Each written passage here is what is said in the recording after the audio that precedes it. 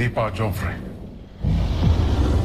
Kung ganun, sino nagsabi sa inyong bumalik kayo rito?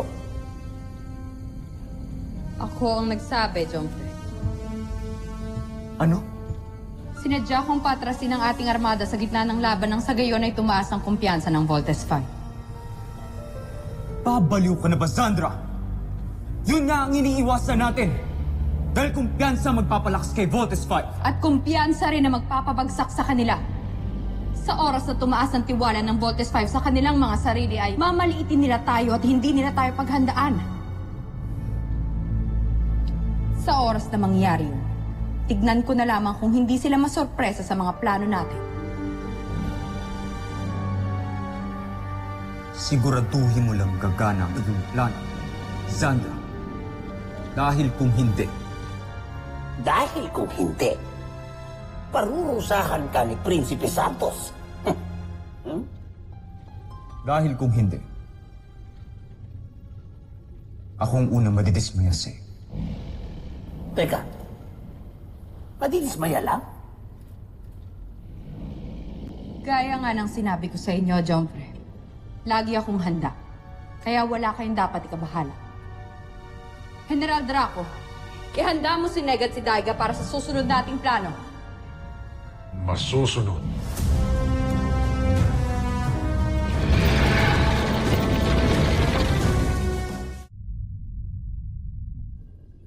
Nakarating sa akin na umatras kayo sa kalaban. May ibang plano ang aking mga general, Joffrey.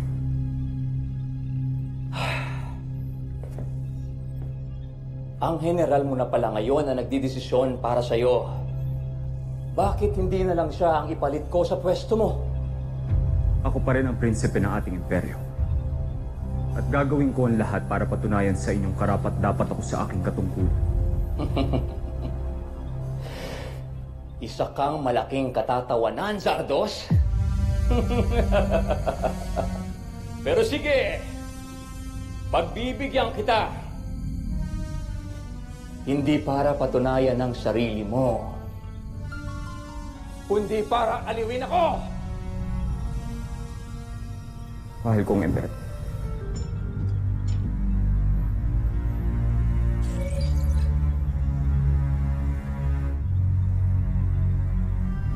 Joffrey?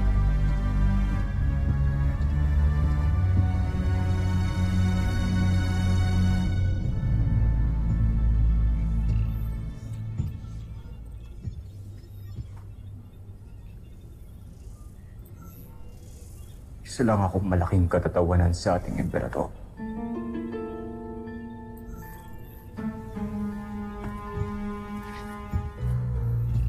Draco, Sandra, Sul,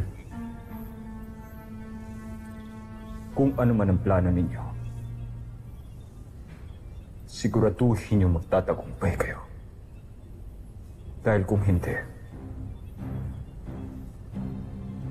ulo ninyong tatlo magiging kabalikbayan. Masusunod, Joffrey.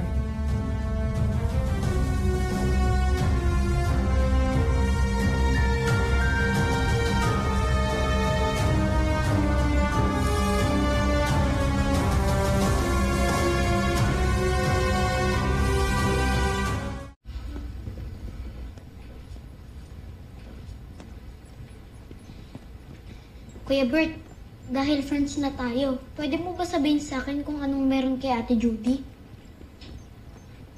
Little John, mamaya na natin pag-usapan yan. Spicy Judy, Little John. Mark! Ano ba? Ano? He's part of the Voltes team. He has every right to know. Pero pwede mo namang hintayin si Big Bert na magsabi, di ba? Hindi, okay lang, kuya. Apektado tayong lahat sa ginawa niya. Kaya dapat talaga alam ng lahat. Ang ganda pa naman ni Ate Judy. Saka, mukhang mabait pa. Paano mo nalaman na spy siya, kuya? Si Dr. Smith yung nakaalam. Hindi nga ako makapaniwala na pati ako lulukuhin niya eh. Sorry about that, Victor. Team, we have another problem. Kanina, bago tayo atakihin ng Beast Fighter, may nagtry na namang pumatay sa akin. Muntik ako mabaril kanina at kung hindi ako alisto, baka mamaya napatay na niya ako.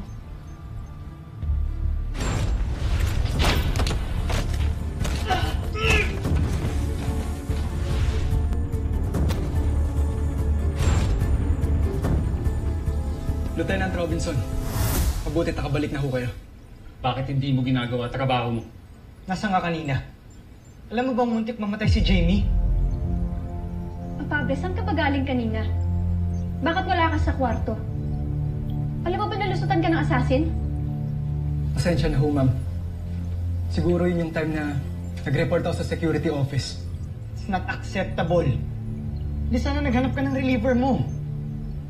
Hindi ka talaga maaasahan. Wala kang kwenta. Huwag niyo na nang awayin. Pable, let's go. Sandali.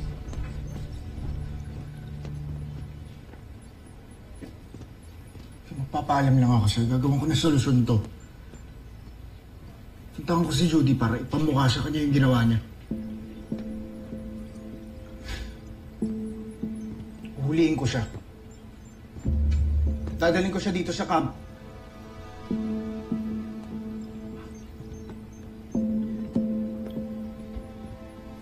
Marami tayong malalaman sa mga buzain kapag nahuli natin si Judy. Sasamahan kita, Big Bert.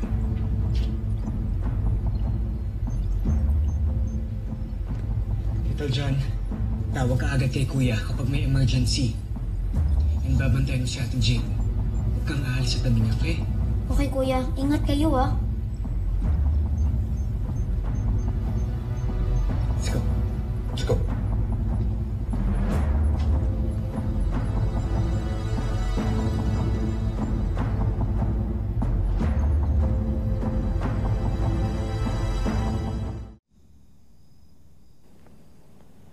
Ano? Wala eh. Walang sumasagot. Baka pinagtataguan ka nun, ha? Tara. Tignan natin sa likod. Tara.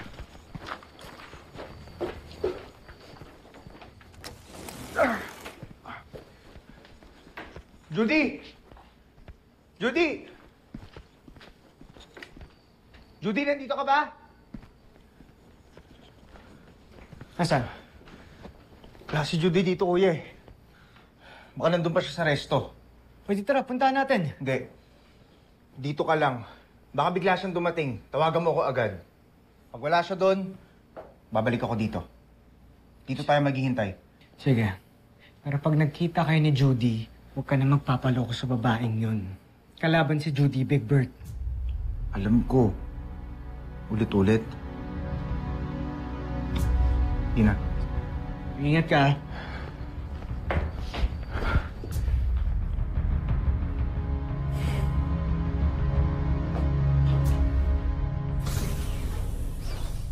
Johnfrey, Siguraduhin yung may katuturan ng pinunta ko rito. nasisiguro ko, Johnfrey. Natitiyak kong kagigiliwan ninyo ang ipapakita namin ni General Draco.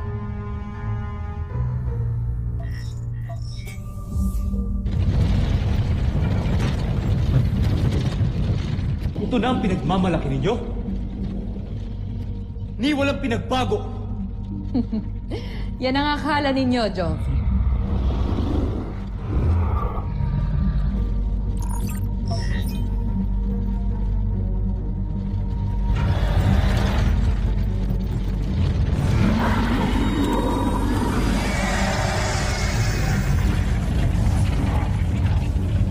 Ano sa tingin ninyo, Johnfrey?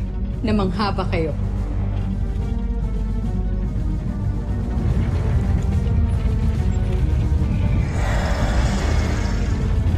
Hindi na ako makapaghintay pa. Humanda ka, Voltes 5. Ito na ang katapat mo.